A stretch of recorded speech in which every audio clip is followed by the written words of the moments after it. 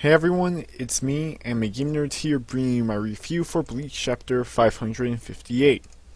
Overall, this was a solid Bleach chapter. It was primarily the wrap-up of Komura vs. Bambita, and the battle was more of a one-sided pretty much, when you get down to it. The moment Komura entered that human transformation, did that technique, it was over for Bambita. The chapter now more so begins with Bambita saying this is bullshit. Basically her bombs won't explode, and she gets caught in an explosion and falls straight off into somewhere in Soul Society. Komura is exhausted from the fight, but he tries to manage on, carries on, and you know what? I gotta give respect to Komura. The fact that when he was weak as hell, he continued on, tried to go to the castle and to defeat Juhabok himself. But as he's walking by, things don't really go so well. But we hear a voice.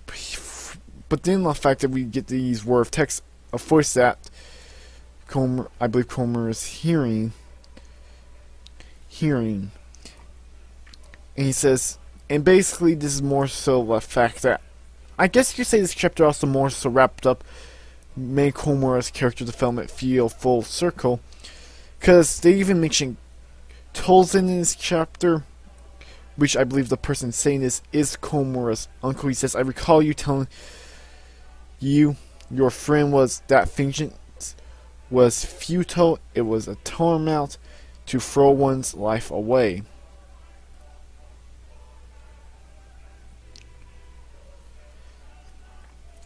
And then the fact that Komura is slowly starting to change, in the fact that he gains more so an actual paw. And I'm not sure if Komura will actually go, and the fact that now Komura is more so a full-on wolf. Now I'm not sure if he is gonna go back to his more so, I guess, a humanoid wolf form, or just that human with some werewolf elements to it. Cause the reason why is the fact that Komura's uncle just straight out ate Komura's heart. And yeah, in case also if you're wondering what that is over there, that just so happens to be my cat that's passed out. And yeah. And then the next thing that happens in this chapter is the fact that also I did like this moment from the chapter. Komura's lieutenant, whose name I can't for the life of me remember,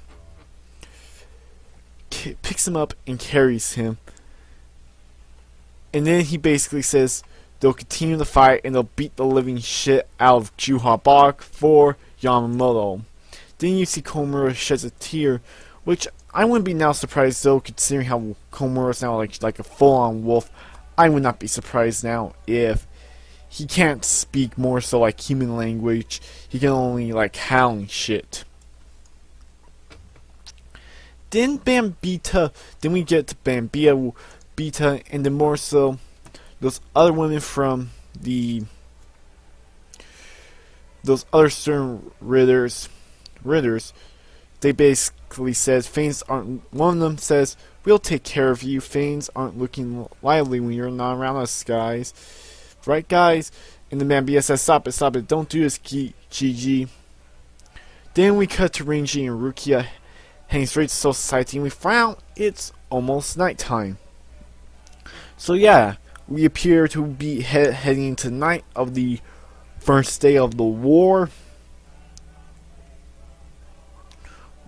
And yeah, so I'm guessing this means the fact that if everything's gonna go at this pace, we're gonna get around 2 to 3 fights per day for these like final 9 days of Bleach.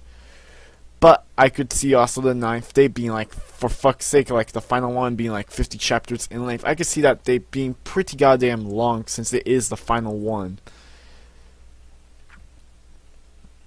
And yeah, of course, like I forgot actually if I said this, but yeah, we see Renji and Rukia heading out to Soul Society. Now I want to also get back to the topic of Bambita and with those women. Well, now some people are saying the fact that one of those stern ridders, one of their letters is C, and some people are thinking that could mean zombie. The fact that she is going to turn Bambita into a zombie. I'm like, to me that really sounds pretty, how should I put this, fucking stupid. That is the best way to put it. Gently, because I'm like, that to me just doesn't sound that good. It could maybe be pulled off, right? But I ain't really too sure about that. It doesn't seem to me that will be pulled off well, at least for this time being. But what I think it is the fact that since Quincy's can absorb Reishi, I think they're going to, I think her, like, C could be linked to it. Like, there could be like some definition obscure word I don't know about, but I think it could be more so the fact that perhaps taking Bambia's life, or her Reishi, or her spiritual pressure, or her techniques, and those girls would have it. That could be the case, or perhaps it's a Quincy technique we don't really know about that's not linked to the letters. Hell, I don't think it's been confirmed if the letters are for either power or for rank. There's been a lot of confusion going on. But also, back to Renji now and Rukia, I do see Renji and Rukia at the very least taking on one of those two girls. And I have a feeling that will most likely happen within the second day. I see the fact that within the next chapter we could potentially jump to another Shinigami. But yeah, overall, good chapter of Bleach. What are your guys' thoughts on it? Did you love it? Did you hate it? Were you somewhere in the middle? If you like this chapter, leave it a like. I mean, not this chapter. If you like this review, leave this video a like. If you dislike this video, leave it a dislike.